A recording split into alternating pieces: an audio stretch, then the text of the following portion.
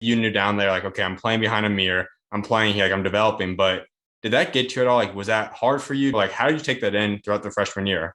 I'll tell you what, in the offseason, it put some pressure on me. Not pressure of I had to perform, but pressure to prove something to myself. It was like, all right, it's the offseason now. Like, I need to make a huge jump. I need to prove to myself that like I didn't come here to just be an average player and come here to like be some normal guy. Like, I want to be a leader. I want to be somebody who looks at my career and say, all right, that guy could play.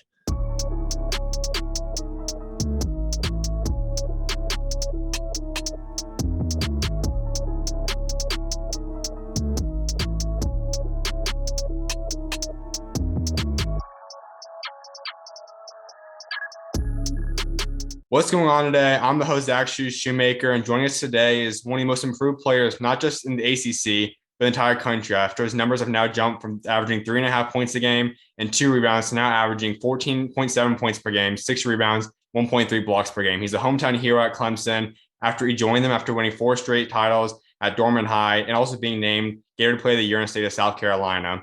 He's also now potentially in the running to be selected to an all ACC team this season. PJ Hall, what's going on today, man? Hey, what's up, Zach? How you doing?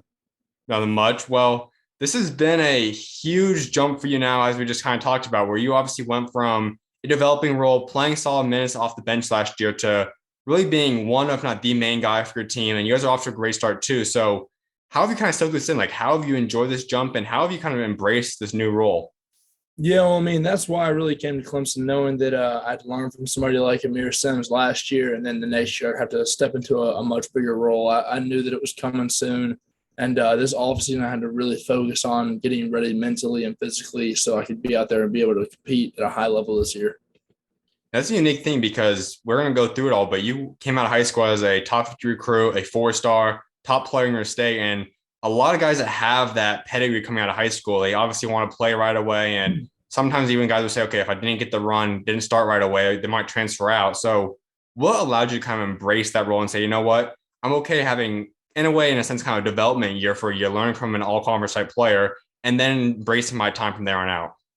Yeah, it was definitely not easy having to go through that year, knowing that I wanted to be able to contribute more, but I knew that whenever I was going through it, I just kept on telling myself, just keep pushing, keep going through it. You can't just get caught up in going through the motions because whenever you do that, you don't really learn from what you're doing. You don't progress as much as you can. And so last year I was getting beat up in practice, getting not that many minutes in the game, things like that. I was just telling myself, learn from the bench, learn how to be a good teammate, watch a leader like Aamir, and learn from him on how to lead a team. And then whenever my time comes, I'll be ready. Absolutely. We're going to get more into this season on a little bit, but I do want people to get to know your story and how you become the player that you are today. So we head back. You haven't gone too far. I mean, you've grown up out there at South Carolina. So what's that been like? Just growing up out there, what was life like? I mean, it's awesome. I love staying in South Carolina. That's where I've always lived, born and raised in Spartanburg. I lived in more of the countryside of Spartanburg. I live on the east side over in the city, but outside in Roebuck where the where Dorman is. So growing up out there was nice, small town Roebuck, South Carolina, and then going to Dorman, it was huge. So I was really kind of acclimated to having a lot of people around me a lot with school and classes and stuff. Because there's a lot of high schools out there, like Woodruff and Union and things like that are pretty small high schools, but are relatively small to Dorman. And I just got used to that. So then once I learned that I wanted to, kind of stay relatively close, even towards the end of my recruiting process, I realized that even places like Florida were a little bit too far, that are about 6.5 or 7 hours, because they were in my top five. I realized that, like Tennessee and Virginia Tech were about as far as I was going to go. And then whenever it came down to it, it was nowhere near the deciding factor about where Clemson was, but it was definitely nice being able to stay in state, being home, close to home, and show guys that are in state that you can stay in South Carolina and, still have a productive career. You don't have to leave. You can stay home, play at your hometown school. And that was unique because in today's world, we see so much movement, rather it be even at the high school level. I mean, guys are transferring 3, 4 times throughout their career, and obviously there's nothing wrong with that. It's panned out great for many guys, but like you were able to stay home, like you said, you're literally your entire life to this point. Been there for 2 years at college. Obviously, the future holds whatever it looks like, but obviously you're a keystone there at Clemson now. So, what does that mean to you? Like just to be that hometown hero in a sense, where you kind of get to stay home, be embraced by the fans. Like, what kind of comes with that, and how much do you enjoy that? It's definitely a very enjoyable time. Just a lot of the times whenever I'm in these games, I can look up in any part of the stands and I see somebody I know. And so, kind of having that community I grew up around, it's very special to me because I mean, everyone who's a fan of Clemson right now, a lot of people I have connections with, and so it's definitely easy for me to, embrace that and have that type of like acknowledgement to know that everyone's out there, they know who I am, so it's nice. Was there any point in your career, whether it's been through the recruiting process, going to college, through high school, maybe even going into high school, like was there ever a point that you consider leaving the state to go play at a different high school or go somewhere else for college? And like, how close did that ever come for you? Yeah, not for high school, especially not for high school, just because like I knew that with the guys I had on my team and the system I was in, that I was going to get exposure and we were going to win a lot of games. And I was with some great teammates. I didn't really have any problem with high school, but not for sure. I definitely was. I was close to leaving state for college. I mean, I loved Virginia Tech. Whenever I was going up there for visits, it was awesome. I know Coach Young real well. It's funny, he was actually an assistant coach when my dad was at Walford. My dad played basketball at Walford. He was an assistant coach back then. And I knew all the entire staff up there. That was really my kind of final two schools, Clemson and BT.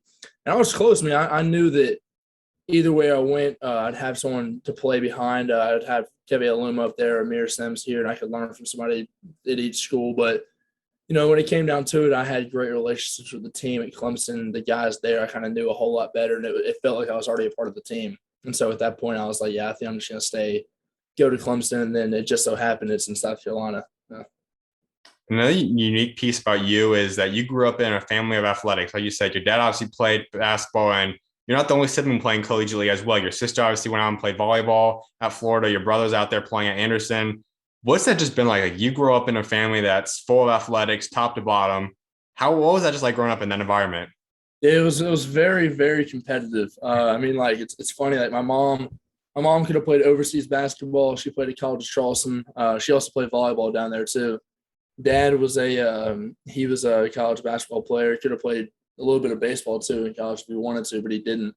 Then of course, like my oldest brother, and my sister, and people know this. Like my sister was the number one player in the country coming out of high school, so she was. I mean, she was elite. And I mean, growing up, having those two in front of me, it was a lot to put in my mind. Like, hey, like I need to do better than them. And obviously, I never got to the level yet that I haven't done some of the things my sister's done, but I plan on it soon. But I mean, like it was definitely a huge motivation factor to prove to myself and others that I could do the same thing as they did. I've got to imagine you guys played King on the Court or some form Oh of yeah. games growing up. So, at what point did you start getting competitive with the rest of them, and just what were those games like growing up?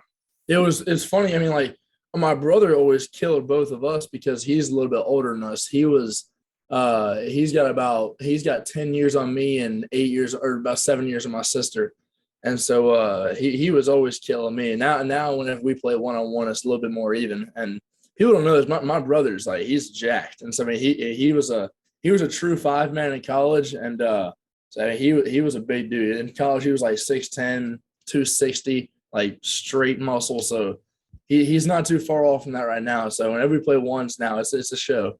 But my sister, I'll tell you what, man, like that little gap between the age groups with me being like 9 and my sister being 11, dude, like it was competitive because I mean like she could beat me and I was like, dude, I can't be getting beat by a girl, especially my sister. And so it got very competitive out there. We still have the same goal out in the driveway. We've put some mileage on that thing and it got competitive out there. Lots of arguments, lots of fights. Has mom or dad ever got involved in any of those games growing up? Not as much. They didn't want to get out there and fall or whatever, but they kind of let us kind of go do our own thing. But they would get out there and get involved once we started bickering. But yeah, during that time, they kind of just let us play. And throughout your career, I have to imagine just having two or three other people in your life that's gone through the exact same sport as you, kind of have gone through recruiting process, gone through college, have gone through this different stuff, and also a sister that's also just gone through the process, rather not be basketball, but still through the process. So how big has that been for you, just kind of getting and soaking in that knowledge of how to go through what it's like recruiting process, how to handle yourself on off the court? Like how big has that been for you?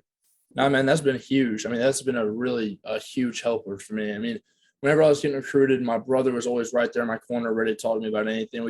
we'd go out to eat and sit down and talk about like what's in my mind. He'd help me relax, and he'd help me like make sure I wasn't getting too overwhelmed by everything, because he went to Anderson. He wasn't like a top 50 recruit, so he understood that like my phone was always blowing up, and like it got to the point where my shoulders were, I was like, I want to get this off me. Like whenever I committed, it was like a relief. Like it felt like I was like, okay, this is over now. And then with my sister, she was kind of in the same position as me. I mean, like tons of schools always texting her. And whenever she committed, I mean, she called the school that she wasn't going to, and she was upset that the phone call was like 30 seconds. But then, I mean, it's a business now. And so, she was like, okay, I understand that. She walked me through that, like how I had to tell other coaches I wasn't coming there. So it was definitely a great learning lesson for me to just sit down and soak in the knowledge from all of them. I know that basketball wasn't the only sport you played growing up, and even today, I know you still play golf a lot and different things like that. But when did basketball first get put in your hands? Was that the first sport? I know you also played baseball, football, basketball as well, golf too now. Like, When did basketball first get put in your hands? Well, basketball was put in my hands when I was about 4 or 5. Baseball was probably put in my hands a little earlier, probably around 3 or 4. So I was a little bigger than everybody else. Obviously, I grew a little faster, so I could play baseball earlier. So I was able to get the bat around and play t-ball, and then from that age, I played baseball till I was literally a senior in high school. Played all throughout high school and finished there. But then basketball, I guess around 4 or 5, played a little upward developmental leagues, and those actually started at my church. Now those are countrywide now. That's awesome. But yeah, I mean that's kind of how it was. I started when I was young, and then I never played AAU until I got to, I think, going into 10th grade. I always played travel baseball. And so all the guys always played like AAU basketball and stuff like that. Now I was always playing travel baseball. And so until I played JV my freshman year in high school, and then going into my sophomore year, I played I didn't play on the circuit. I played just an upward like local AAU team. And then after that, I started getting into like serious, like, all right, we're going to do this for basketball, and we're going to start getting recruited and get ranked and all that kind of stuff. To get a little bit more serious. So did football ever have a big role? I know you played that a little bit growing up too. Like, was that something you did pretty quickly, or? I played a little bit. I played in middle school. Honestly, like it was fun. I would have played anyway, but it helped that a lot of my friends played. That's like one of the biggest things I liked about it. I was a tight end, and then our quarterback broke his arm or broke his wrist, so I had to go to quarterback. And dude, I can still remember it. I can remember the exact play. It snapped over my head on a rainy day, and I turned around and I got rocked. And dude, from that moment on, I was like, yeah, I don't think this is for me. I don't think this is for me. Hit me right under the pads, knocked my breath away. I was like, yeah, that's not it. So after that, I was about done with football. I know also golf is something you even posted heading into your sophomore season now. So how serious about that? And is that something that you really like pursuing as well besides basketball? Yeah, I mean, like I obviously I try to get better at golf. I'm like a 18-20 handicap right now. I shoot like right at 90. Whenever I play consistently, I shoot like right at 90. I don't have clubs that fit. That's my biggest problem right now. I need to get some clubs that fit. But me and Parker Fox play all the time, and he's getting pretty good. He got some clubs this summer that were fit to him, and he's dropped down to about an 85, shooting pretty consistently. But we get competitive out there. Yeah, we'll And then the new freshman Ben, he plays pretty too. He's actually my roommate across the door. But nah, he's pretty good too. We play during the summer. We play about 2 or 3 times a week. Like we go out there and we play a lot. A lot of money spent on golf. So who kind of started that thing? I know Parker's been there a little bit longer than you. So did he just kind of say, like, how did you first get in the conversation and say, all right, let's go play golf today? Yeah, honestly, like we kind of know it. Like if it's a nice day outside, we'll text each other and be like, "Hey, what are you doing?" And then it's like the next guy replied like golf question mark. But yeah, it's he played before I got here, but then once I got here, it was like, all right, now I got a guy to like play with a lot more, and so we go all the time now. Sadly, I don't get to play in season because I want to stay on my feet, and it's a little cold. But yeah, once summer comes, we'll be back out there. So like you said, that is a little interesting that you didn't necessarily pursue basketball fully up until your upperclassmen years of high school. So when did that kind of switch? Like, was there something that you said, okay, basketball is truly a thing I think I can go a little bit further in, or was it just you kind of changed your passion for basketball as opposed to baseball? Like, what kind of shifted in your mindset heading into your upperclassmen years? Yeah, I'd say in middle school, I was I didn't play up in middle school. I played for my middle school, Hmm. and so I started to really like basketball, like a little bit more than baseball. I started to actually enjoy it more and have a little bit more fun in basketball. And that was whenever I started to realize like I like it more. And so once I got to high school, I uh, I realized I had a chance to be pretty good. And then I kept playing baseball. And honestly, baseball was more. By the time I realized basketball was for me, baseball became kind of my outlet to get away from basketball because a lot of guys play sports like year round, and I couldn't do that. Like, I had to get away from basketball. I'd still go and work out, and I'd work on my craft, skill work, all that kind of stuff, but I couldn't do like a competitive thing. I'd get burnt out on it. I got to do something else. So I would I'd go play baseball for 3 or 4 months in high school, and Hmm. then after that I'd come back and I'd start AAU. Then I'd come back for high school. Obviously now I'm playing year round, and it's become like my life, so I don't get burnt out on it. But in high school, whenever you're 16 years old, you're like, all right, I can't be doing this the entire time and get bored. Yeah, but that's where baseball really helped me with. I was like, all right, I can go relax and do something else. So why was Dorman the school you chose? And we obviously know what you accomplished. They become a Gatorade Player of the Year in your state. You guys win 4 straight. You guys have a historic run we're going to go through. But why was that the school you just initially decided to say, okay, I want to go play here. Like, this is the school I want to attend? I mean, really, it wasn't really a decision. It's just where I lived. Luck of Mhm. the draw was pretty serious. I mean, we had Miles in the what's the word, like school area or whatever it is. Mhm. He was in that. I was in that. Um, the guy that transferred in late, Justin Amati, I'm pretty sure he was actually in the school area too. He just ended up going to Hillcrest, and Mhm. then a few other guys too that we were on the state championship team with. It was honestly the guys we had go there. It was like stars just aligned, and we all went there and started just getting buckets, and it lined up. We won state championships. I never really thought about going anywhere else. Um, but other than that, yeah, I just was in the area code and went to the same high school as some other guys. And that team had a lot of different talent. A lot of guys that have gone to play at the next level too. But in particular, obviously, Miles, you two became one of the better dynamic duos in the entire country. You guys achieved all this together. Both you guys are top 100 recruits. He's obviously still recovering a little bit from his ACL stuff at Butler, but he had a great year to start off his freshman year. So you got to walk us through your guys' bond. Like, did you guys know each other prior to getting on campus together there? Like, how did that relationship first start? No, yeah, we've known each other since we were, geez, probably like 7, something like that. We played little league basketball together for the city of Spartanburg whenever I was, yeah, about 7 or 8 when I was in third grade, I think. We played little league together, and then we also played baseball together for a little league team whenever we were growing up too. So we knew each other for forever. We didn't go to the same middle school, but that was like honestly the only brief period we didn't really hang out. But then once we got to high school, I mean, it was like we went right back into it, playing ball together, all that kind of stuff. And when you two just see the way you guys have panned out now, both had his high school careers you guys had, both made the dream of playing Division 1 at a high level too now. Was that always the dream for you two? Like, did you guys always say, okay, I want to become Division 1 players together? I both want to do this. Or when did that kind of become a dream that you two both kind of dreamed of? Honestly, it was probably what was always in our mind. Whenever I was a kid, I didn't realize how much work it would take, Mm-hmm. but I did know like, hey, I want to be like a high level athlete. That was always my dream, and I still have a lot more to do.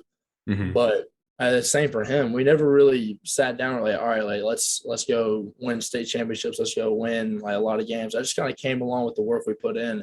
But I will say this: whenever we first got to Dorman, we looked at the guys that we were going to have, and we like took a glance around and realized like, hey, we could make a historic 4-year run as long as everybody stays here and stays healthy.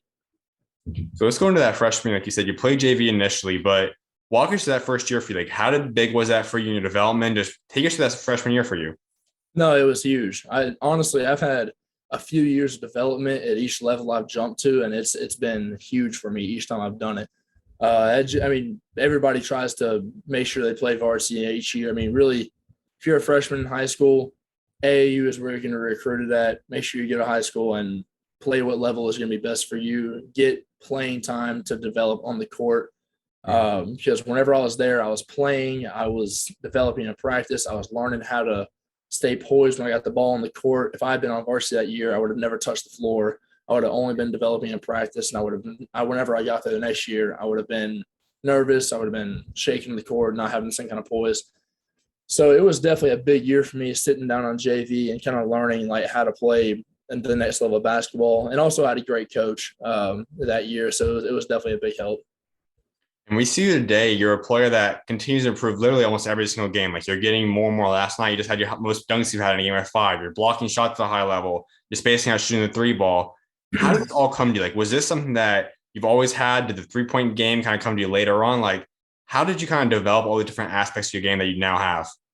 Yeah, I actually have like had a 3-point ball for a while. And in high school, I don't really know why in high school, but for some reason I always started the year off bad. I don't like every year whenever I would shoot like 1 for 15 in the beginning of the year. Then after that, I'd shoot like 40%. Then I'd finish off at like right at 30. Mm-hmm. So, but honestly, last year, I couldn't really get in a rhythm from 3 just because I was subbing in and out. I couldn't really get in a rhythm on the court. So I'd go in there. If I made the first one, I'd feel good. If I Mm-hmm. missed it, then honestly, I probably wouldn't make the second. But it's always been there for sure. Whenever I was growing up, I had a good jump shot. My dad always made sure in the driveway, making sure it's a fundamental shot, elbow tucked, not put it too far back. It's not a slingshot, all that kind of stuff. But that's probably what built the foundation to being able to shoot the ball and learning how to have soft hands, good touch, all that kind of stuff. But the 3 ball has been a part of my game, and then developing on the court. That's the hook shot's been there for a while now. Honestly, it's been polishing it and trying to make sure I can do it on a consistent level. When did that hook shot first come into your game? Because I think anyone that watches you know that's probably your most dominant favorite move to play. You do that all the time. So when did that first start for you? I've literally done that since middle school. A middle school hook shot. Yeah, my brother did it in college, and it was literally about the only move he did. And it wasn't like he didn't have other moves. It was just like unguardable. He had it. I can do a left hook, but obviously I'd rather use my dominant hand. I made a left hook last night. Oh, I made 2 actually, Mm-hmm. but it was yeah, obviously I'd rather use my strong hand. And Chris had both hands, and so I mean like it was if you took one away, he'd just go the other hand, and so he was averaging like 18 points off hook shots. So I remember he used to always come home in the offseason or something like that. He'd be working out in the driveway, and I'd watch him, and then I'd try to mimic his hook shot. And I was like 9 at the time, trying to learn what he was doing. So that was really where I got the hook shot from my older brother, and I've used it since I started playing basketball for real. It hasn't failed me yet, and I don't plan on changing it. Now we go back to the Miles aspect, and like I said, you two had a great career together. But what would you say would be your favorite memory with him? Like, is there one memory that stands out more than any other with him? I think, I guess, um, going on the half court after the 4th state championship and getting able to hold that trophy up with him is I remember obviously it was our last year and stuff like that, but I remember my sophomore year whenever we won it, Coach Ryan was like, "All right, Miles, like you go get the trophy." And Mm-hmm. he was like, "No, send the seniors because like that's their year. We got more chances."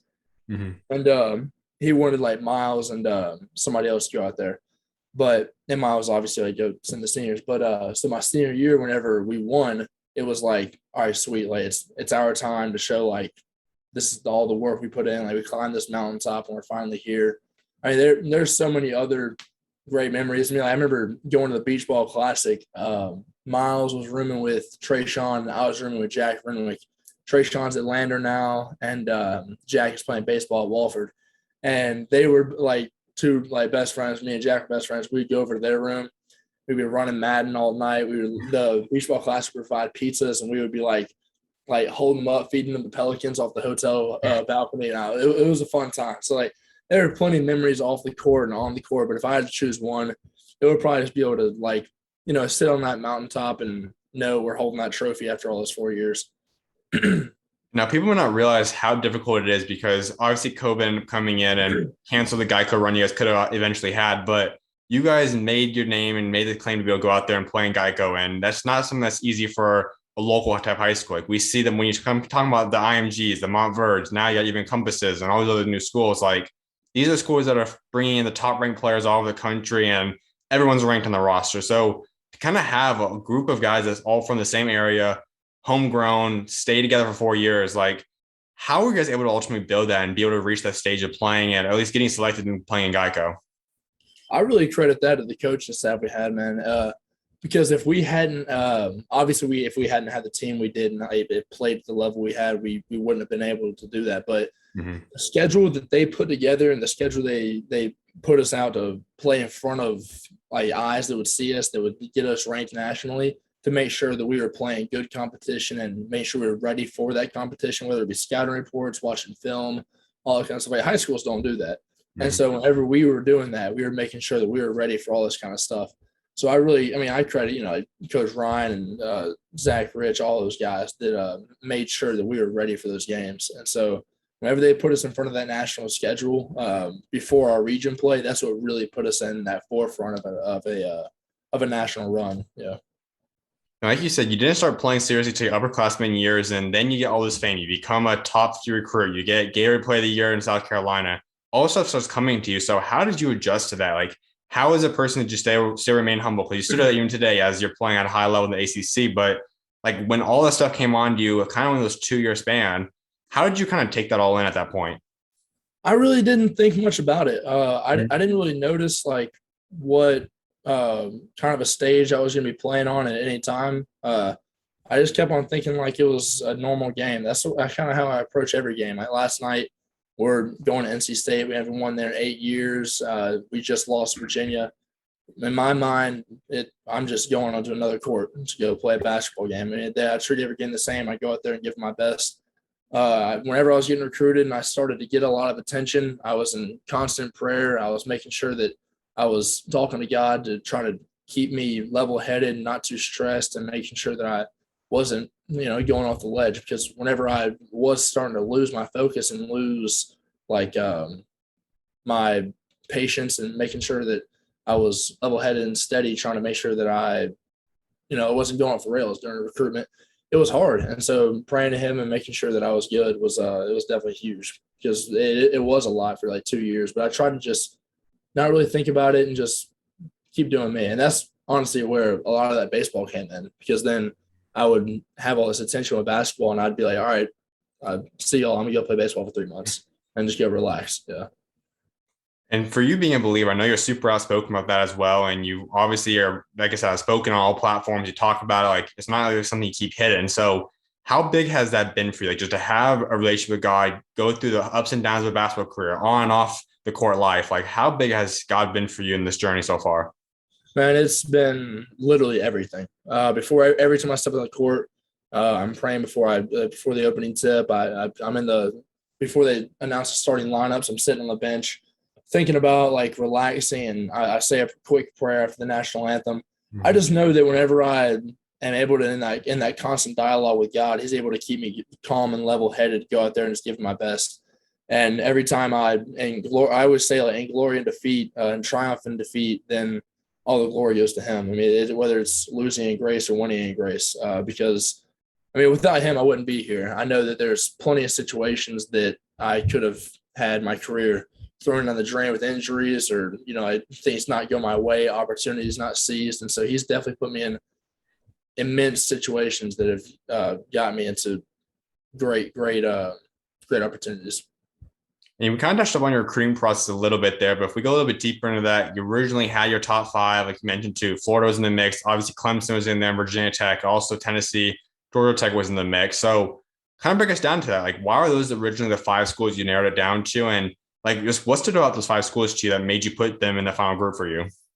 Yeah, so I'll start with Georgia Tech. I mean, Georgia Tech they were great recruiters. Josh Pastner's awesome. Julius Schwartz was the guy who was assigned to me. Mm-hmm. And I knew that if I went there, they have a great development program for their big men. I mean, like look at Wright last year. I mean, he was a monster. And so going there, I mean, there was a need at that position after he was gone, and so I knew that walking into that would be a great situation for me.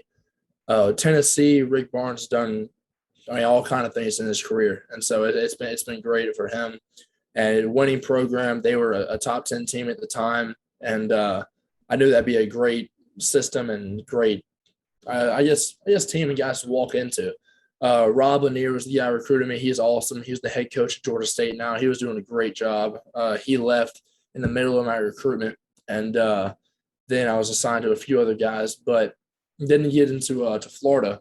And really, whenever I was first going through the recruiting process, whenever I actually didn't even have an offer from Florida, I saw them as like a school, like, okay, like I could see myself going there. That was probably the first school I was like, that's a school that I wouldn't mind getting an offer from, and like saying like that's a good place, because my sister was obviously there, and I'd gone there and seen the campus. They were a good program, good team, good coach, and so I knew that whenever I got them, that was like, okay, they're like automatically they're a top 5 team for me. And then once I kept going through the process, I realized like it's a little too far for me. Then, like the campus doesn't really like, it's not my type of vibe. Like Clemson's a like, kind of small town country vibe. It's more of what I am. And then I figured also the systems for Virginia Tech and Clemson were more suitable to me. With Virginia Tech, it really came down to I knew all those guys. I literally the entire staff. With KG, Kevin Yodner, then Coach Young, with Coach Frazier, a few other guys. I mean, they recruited me for literally about 2 or 3 years, whether it be at Wofford. Coach Frazier was at K-State before that. And so I knew all those guys real well. A few of the guys are from Wofford up there, so I knew them. And it would have been a good situation for me to walk into. I really would have been pretty similar to Clemson. And then whenever it came to Clemson, they're close. The system plays through the 5. Coach Brownell did a great job recruiting me. They really prioritized, they were at the school all the time, down at Dorman. Whether whoever it was, Coach Dean, whether it was Brownell, they came down and passed. They came for in-home visits, everything. So they really did a great job of recruiting me. And I all credit to them. They were not going to let me slip out of their hands. And so when it came down to it, it was like, I know that if I go there, I'm already in the door. I know the guys, I know the team. System is good for me. Coaches are awesome. So that's really what it came down to. And I think you've talked about it before, but like when you go through that process, was coach kind of telling you, okay, we know that you're not going to be starting the first year. Aamir is here, like you're going to come off the bench. Was he saying, okay, you have a chance at playing at all? Like, was that kind of the expectation for you saying, okay, I know I'm going to be a backup?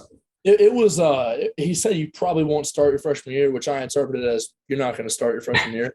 And so I knew that with Aamir being there, people don't know how good Aamir Simms was. I mean, that dude, he could play. And what was so good about him was up here. I mean, he was so smart. It was ridiculous. And so even this summer, he came back and played pickup with us, and he was still busting my tail. So I was like, geez, man, you just left. Give me a break. So when I first got there, I knew that I would be coming off the bench, whether that be the first game of the year I played 24 minutes because Aamir got in foul trouble. And then, other times there were a few games where I played like 15, then other games I played 2. And so I knew whether I was playing at all, whether I was coming off the bench for a good amount of minutes, where I was scoring, rebounding, anything. If I had no stats, just going in there and learning, going in there and making sure that I was being productive on the bench. I mean, people don't realize how much a bench affects the game. I mean, I dunked the ball last night, and I looked at our bench, and the entire bench is up going crazy. I mean, that gives all the guys on the court energy. And so that really, I never had that role before. And so that really taught me a lot. So do you remember the exact moment when you kind of clicked for you and you said, okay, after all this process at all these schools, obviously it kind of came down to 2 for you, but like, when was the moment that you said, okay, Clemson's where I want to play college basketball at? Like, do you remember what happened and where you were when that happened? Yeah, I never really I don't remember where I was when I initially thought it, but I remember the first thing I did. I texted my brother because he was home at the time, and I was like, "Hey, come upstairs." And he came upstairs, and I was holding a towel up. I dropped it. I had a Clemson shirt on, and he went to Anderson. Obviously, he loved coming over to Clemson. And he honestly probably spent more time in Clemson than he did at Anderson, other than practices. But he was ecstatic for me staying home and stuff like that. It was easy for him to come see games now. So he that was the first guy I told. Then a few close friends I told, and that was about it. I still hadn't announced it. But other than that, I'm pretty sure that was the first time I really thought about all right, this is where I'm going. And then I told my brother, that's it. Let's head into that freshman year. I mean, we've talked about it a couple of times already throughout this interview, but like that obviously was a huge year. And For some people that looked in at it, like you look at your stats, obviously you came in as the third highest ranked player of all time. You have all this pedigree behind you. Some people kind of had some pressure on you saying, okay, is he not performing? Is he not as good possibly? Obviously you knew down there, like, okay, I'm playing behind Aamir. I'm playing here, like I'm developing. But did that get to you at all? Like, was that hard for you? Did you kind of hear that outside noise from different people? Like, how did you take that in throughout the freshman year? Yeah, it didn't get to me in the season, but I mean, I'll tell you what, in the off season, it put some pressure on me. Not pressure of I had to perform, but pressure to prove something to myself. It was like, all right, it's the off season now. Like, I need to make a huge jump. I need to prove to myself that like I didn't come here to just be an average player and come here to like be some normal guy. Like, I want to be a leader. I want to be somebody who looks at my career and say, all right, that guy could play. And Mm-hmm. so whenever I got into that, right after the Rutgers game, I thought to myself, like, I was in my hotel. I still remember this so vividly. I was in my hotel sitting there. It's like 2 a.m. And I was sitting there like, all right, like, we're getting back tomorrow. You can do whatever you want tomorrow, but the next day it's straight to work. And it was literally from the day after we got back until like the start of the season that I was going through it. It was a very hard off season, but obviously I'm seeing some of my fruits of my labor from now. Mm-hmm. Now, I want to go a little bit deeper into the impact Amir had on you because learning from an all-comers guy at any point in anyone's career is critical. I think that's huge for a lot of players. Like there might be some you're one and done like Paulos or Chets, like those guys. Obviously, they come and go, whatever. But like for you that has a 2, 3, 4 years kind of career at college, that's huge for different guys. We're seeing obviously how it's benefited you now. So, how big was Amir's for you? Like, how did he impact you? How did he just help grow you throughout your freshman season? He helped tremendously. He helped me on and off the court. I mean, he taught me how to succeed and how to fail. I mean, whenever he had a bad game, he wasn't like wildly upset. He just knew like, all right, let's come in tomorrow and get better. I learned so much about how to be a leader, so much about how to hold myself on the court, how to compete, how to hate to lose. Because I mean, high school I didn't really lose, and so whenever we were losing games, I was like, all right, I got to like this hadn't happened to me. I don't want to get used to this, but I guess it happens whenever you're playing elite competition. And so he taught me how to regroup after a loss for sure. And on the court, he taught me how to think, how to go through actions, how to know what's going to happen next. He was always 2 steps ahead of me on the court, maybe even 3. So that's what was so tough about practicing with him. He always knew what the next thing was. So that was definitely a huge thing for me. And with my development of my mind and physically, he was tremendous help. I know most freshmen have that kind of freshman wake up moment, rather that be through the training camp practice, your off-season scrimmages, even maybe sometimes it doesn't hit you until your first game of college basketball. But do you remember that for you? Like, was there a freshman moment like this is college basketball now? Like, I got to change a little bit. Yeah, probably the biggest thing that hit me was the pace of play. I Mm-hmm. mean, I did not realize how fast. First of all, in the half court offense, it was going to be like moving and all like screening, and sprint to screens and rolling to the rim. But up and down, I really was. I'll be honest, I wasn't ready for that, and so that was a big point. Trying to get in way better shape from last year or the start of last year, and then in this off season, I had to cut a lot of. I still cut like 5% of my body fat off because I had to get in even better shape to be able to play 30 plus minutes a game. So that was probably the biggest thing. And then I'd say whenever we started off like 5-0 or something like that, then we were I can't remember what we were, but then we came back off the COVID pause and we were like, I don't know, like 9-4, and we got beat by 40 by Virginia. I was like, Mm-hmm. whoa. I mean, that's this is it. Like I've never had that ever happen to me in my life. And Mm-hmm. so that was definitely a wake up call for me. And that was obviously the biggest thing for everyone last year was the COVID stuff coming in and out of quarantine. And unfortunately, now it's also carried into this season now for a lot of aspects too. But last year obviously was a lot worse still in terms of protocols and whatnot. So how did you deal with that? Because that's something that no one dealt with before. How did you get accustomed to the COVID season? I tell you what, it sucks. I mean, it last year we were literally starting practice, about to go through walkthrough of UNC's plays because we were going to UNC to play right before our first COVID pause hit, and we're sitting there, we're practicing, we're warming up, and I remember like me, Aamir, JB, and Lynn, we were all in the same position group. Mhm. we're like looking around and we look at each other like, hey, like where's Brownell? And like where are a few of the other coaches? We only had like two coaches in the arena. Mm. And we just thought like maybe they're doing a meeting or running late, watching some film. And like time keeps passing, still not there. Time keeps passing. Now it's about 20 minutes late. We're like, all right, this doesn't feel very good. Mm. About the time he saw Brownell walking down to the court, he knew that like something wasn't right, and he told everybody to go to the bleachers and spread out and like stay away from each other.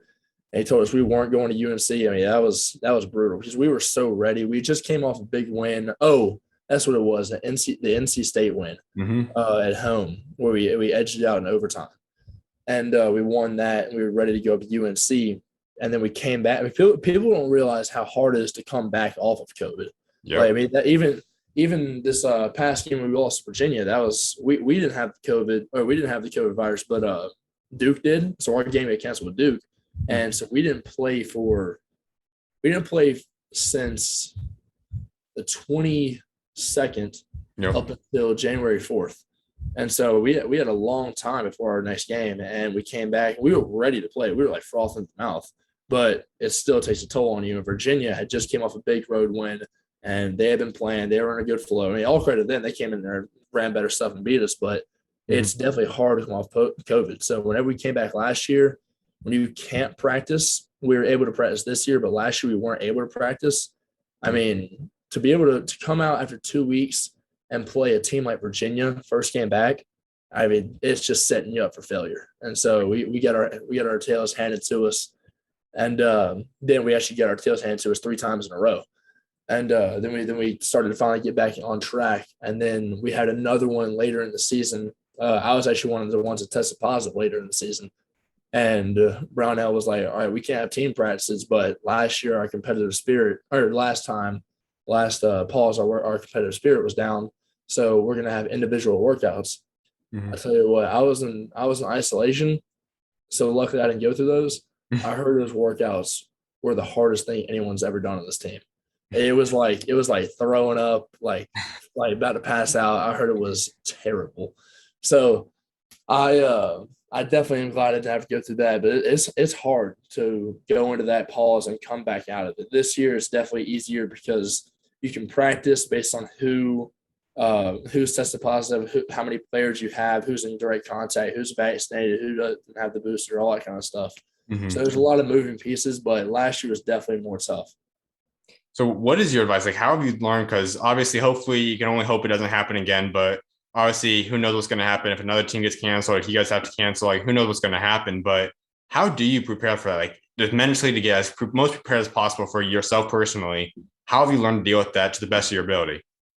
I mean, really, we just don't think about it. We just Mhm. we just think like if you test positive, that sucks. I mean, it looks like we're gonna have to go through it. We just hope we don't test positive. That's really all you can do. I mean, obviously you don't do anything stupid. We don't stay away from big group gatherings and all that kind of stuff. But really, in season, we just practice. We go play, and we just hope we don't test positive. That's about all you can do. Yeah. Well, let's head into that big offseason because, like you said, obviously, Aamir declared he goes to the draft and becomes a pro now. And like you said, it is your time now. Like, obviously, the Stogme battle, obviously, it's probably not just handed to you right away, but ultimately, you kind of knew you were in that position to take over his spot. So, how did you prepare for this past offseason? Like, what was your game plan throughout the whole course of the summer and spring to kind of get ready for your breakout season?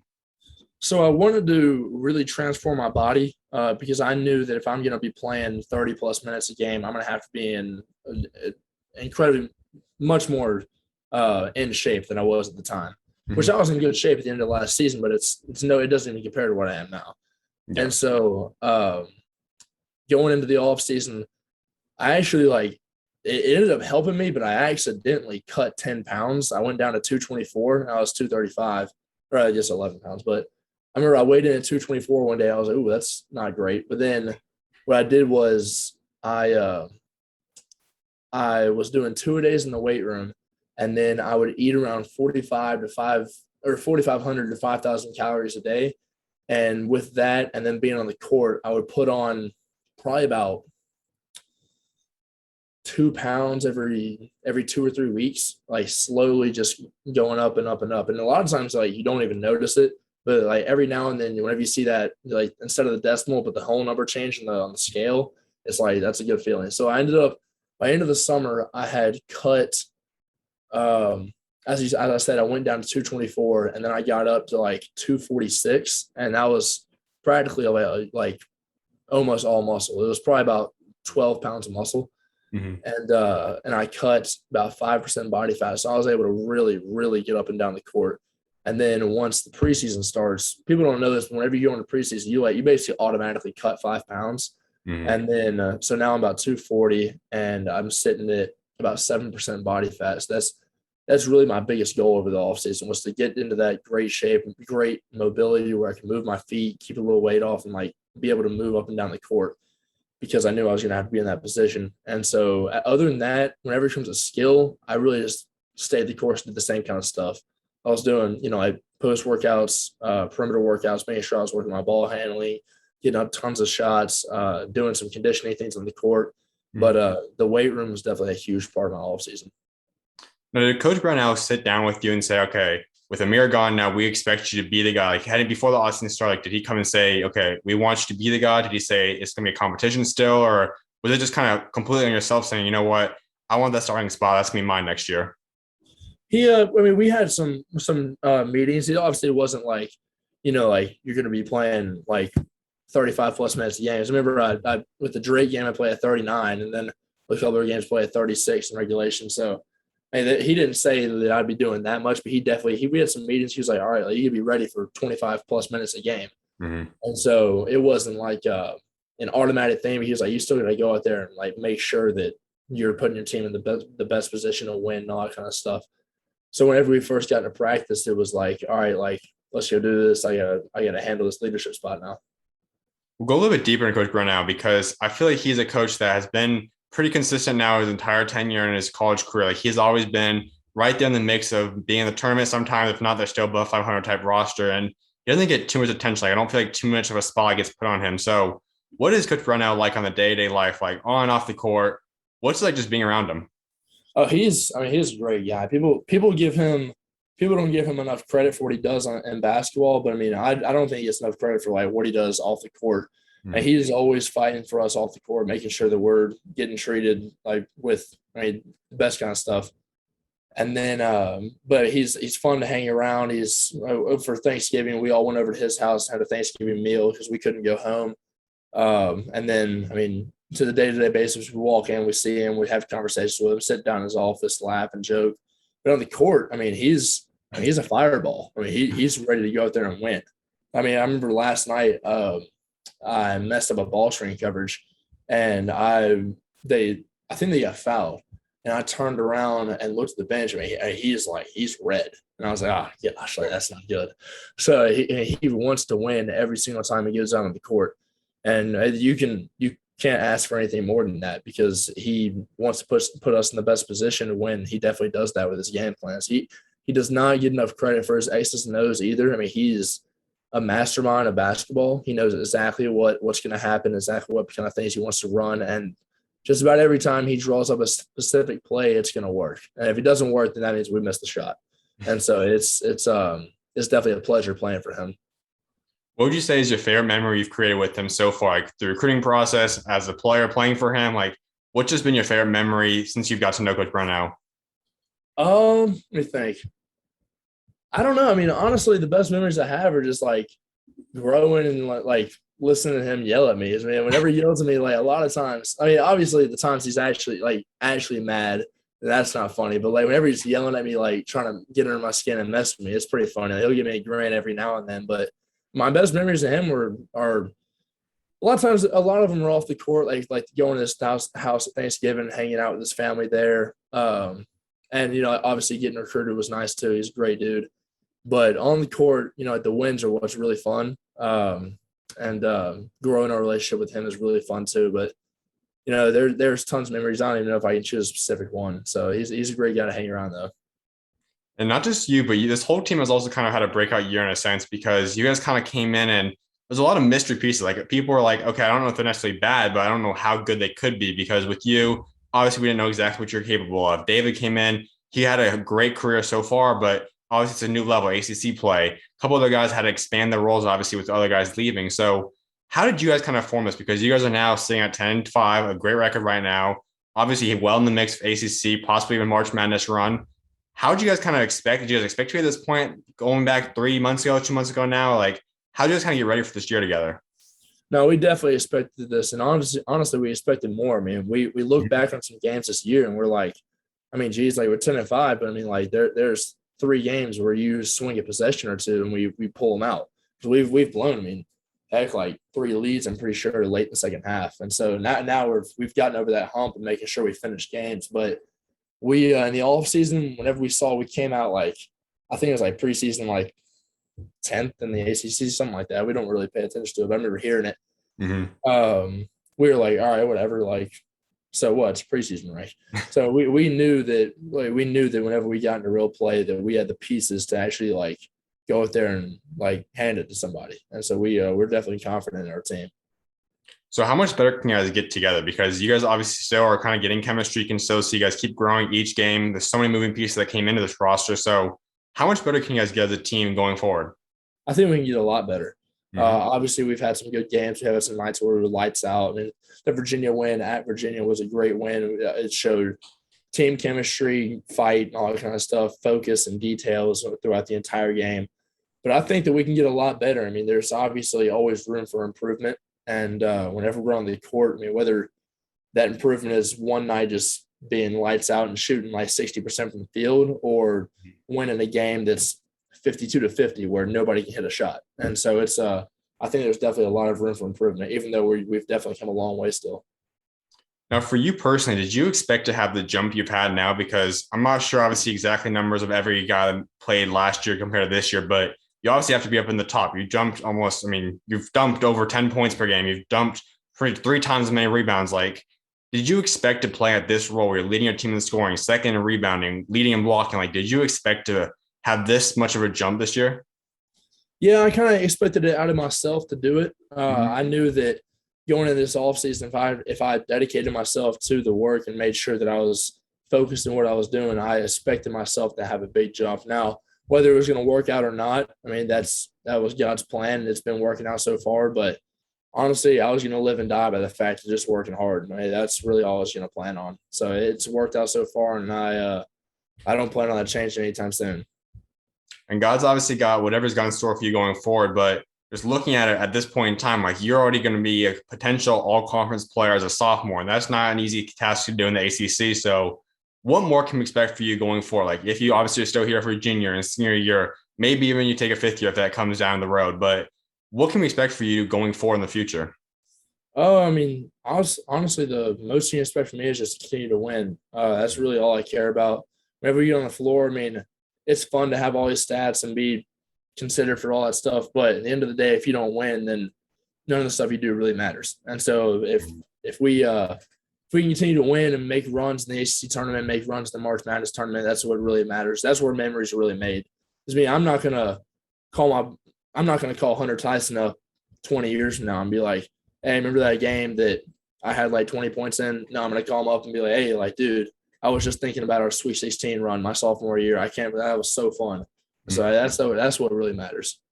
You guys have a few different young pieces that's ultimately going to join you down the road too. And a couple of them, like you mentioned, are kind of your roommates too. And one's Ian, one's Ben.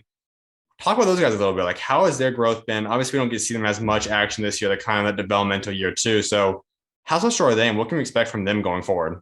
You can expect a lot from them. Also, we have a red shirt right now, Josh Beadle. He's also one of our freshmen. He's doing really well too in practice. I mean, you can expect a lot from him. I was in the weight room with Ian and Ben today, getting a workout in. I mean, their work ethic is just top tier, and they're ready to make a jump next year as well. Ben is a highly skilled 5-man, great footwork. He's strong. He can move his feet. He can shoot the jumper, and he's going to be a good big man. Ian, right now, Ian plays a little bit of 4 and 5. And I'll tell you what, once he transitions to about a full 4, or even like he can move his feet a little better and play a little bit of 3, he is an elite level passer. Elite. He sees things that I never would have thought to pass to. He knows how to move the ball. He understands offensive schemes, all that kind of stuff, and he's going to be a great player for us. And then Josh too. Josh it's crazy. Like he's a red shirt, but like he's not a real like red shirt. He's going in there and they're red shirt him because we have so many guys in our position. But when we practice, I mean, he's getting buckets for our scout team. He's out there, he's hooping it up, he's stealing the ball, pickpocketing us, getting fast breaks. I mean, like that dude's athletic too. So he gets a fast break, and you better get out of the way. He's looking great out there in practice, playing well. He's moving well. He's keeping his head high. I think whenever he first found out he's going to red shirt, obviously he wants to contribute and play, but he's dealing great with it. He's not pouting about it. He's not wishing he was out there. He's just out there learning and improving every day. Now, one of the biggest things that came into effect this year was the NIL stuff. And I know you already got involved with that in a couple of different aspects. And the biggest one I'd say is you're a Barstool athlete. So walk us through, like, how did that come to be? How did you get that opportunity? What's it like being that? Honestly, yeah, there's a few NIL things I've done. I mean, I don't really focus a lot on it in season just because I don't want to like get too stressed out about it and like take my focus away from basketball. But it's definitely a cool opportunity because Barstool puts you in a place to get more opportunity for NIL deals. He's doing a great job with making sure these athletes are able to, I guess, take their opportunity with this NIL deal. And after this season, I'll try to pursue some things within the area or back in Spartanburg. I'll try to do some other things, but right now I'm just kind of like, like playing it out and seeing what opportunities present itself that I can pursue later. Yeah. Absolutely. Well, a couple more things before I let you go. One of which I was like wrapping up is talking about your legacy. I think all guys want to be remembered for something when they kind of walk away from this game of basketball. So when that day does come for you and you eventually come and say, okay, I'm stepping away from this game, I'm going to retire down the road, what do you want to be remembered for what you achieve both on and off the court? I guess I'd want to be remembered for how I carried myself. I've always took pride in how my mom and dad raised me and making sure that I bring respect to the name on the back of the jersey. I always try to represent my family well, represent my team well, whether that be my high school, my middle school that I played for, my AAU team I played for, the college I'm at right now. Obviously, I love the area, and I want to leave a lasting imprint on Clemson. But I want to show that, you can carry yourself in the right way and do things the right way and be good at what you want to do. Whether you go out there right away, you start hooping it up and playing, or you have to wait for your spot, you just put the work in, you go out there and play. So I guess I want to leave a lasting legacy on like having respect for who you are and having respect for your family. We've also gotten into your faith a few different times about this interview, but I kind of want to wrap up with that too. So when you look at your faith, like, how have you seen God work in it? And what would you say is the biggest moment you've seen God show up in your life so far? I can't even put it into words how much he's helped me with everything. I mean, whether it be with stress, whether it be not know if I'm able to compete at a certain level or help me through injuries. I mean, I remember my junior year, I hurt my knee in high school. I had a subluxed kneecap dislocation. That's just where like the kneecap comes in and out. It doesn't stay out, and it's basically like a extreme sprain. That's basically what it is. And I was devastated because after that sophomore year at AAU, I had gotten ranked like top 75, and I was like, okay, like, this is my year to shine. Like I'm coming into this thing, and I'm ready to go out there and play. And first preseason practice that happens, and I was so confused and like devastated and actually angry. I was mad that this happened to me. I was asking like golly, why would you do this to me? Why would you let this happen to me whenever I'm supposed to go out there and do this? I've worked so much for this. And honestly, it taught me a lot on how to wait for something, wait for success, wait for opportunities, knowing that you have to be patient for everything. Because I also learned that you never know what really was supposed to happen, like what could have happened if something didn't. And so I learned that, hey, like let's say that doesn't happen to my knee, what if next practice I went out there and tore my ACL? Like I really learned that like you just have to trust in his plan and realize that whatever happens in life, it's for your best interest. And so I let him do his will. I let God impose whatever he wanted on my life and just gave him the reins. And that's honestly, from there on, I was able to just relax and let him do whatever he needed to do. I kind of mentioned too about you earlier, and that's that you are very vocal about your faith. And obviously, there's a lot of believers, I think, especially in athletics, where like there tends to be a lot more that are believers, and not all of them are too outspoken about it. Like, a lot of them might keep it to themselves, which nothing necessarily wrong with that. But what has led you? Like, what's kind of giving you the motivation to say, you know what, I want to go out there and be the light. I want to put scripture in my post or in my bio or in my story highlights or on Twitter. Like, what's led you to be so outspoken and vocal about your faith? Well, for one thing, it's just I think that's what I feel like I like to do. I like to show people like that. That's how I live. That's what I live by. But Mm-hmm. also one thing that I think about all the time, like whenever I sign an autograph, I sign my name and number, and then I put my life verse under it. It's Psalm 108, verse 13. It says, "With God you will gain the victory, and He will trample down your enemies." And Mm-hmm. I put that on everything because it's like I always think to myself, what if someone sees that who's never heard of it? And that's what ends up being a deciding factor. So that's one thing that I think about all the time. Like, what if this simple sentence that I think nothing about, what if me doing this tiny little post that no one, like a lot of people just tap through, what if somebody sees it and they're like, oh, wow, what is that? Interested in it, ends up saving their life. I mean, I think about that all the time. And so, I mean, there's a verse that says, come after me and I will make you into fishers of people. And so I'm just trying to be a fisher of people for God. That's what I live by.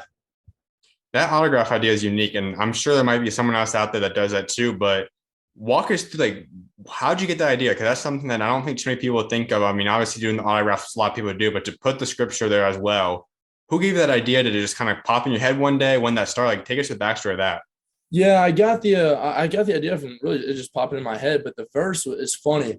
I obviously I mean it's from Psalm 108, but Mhm. it was from a movie I saw like when I was like 12, a baseball movie, and there's 108 stitches on the baseball. They said, and it was like that was why their verse was that. And I was like, oh, I really like that verse. And ever since then, it really just stuck with me. And I've been saying it ever since then. And then whenever I was in high school, we did this kind of kids game. Like whenever the game is over, all the kids would come on the court and they get this little upward basketball and they go around and get all the players to sign it. And that was probably the first time I was like, all right, I'm signing autographs. Then I was like, I could write this down too. Like that's my life verse. Might as well write it down. And it's a little bit more time, but it's definitely worth it. Like whenever you're signing it, if you're ever in a hurry, it's a little tough to get it on there. But about every time I sign an autograph, it's right under my name, and it's meaningful to me, and I hope it'll be meaningful to the people that see it.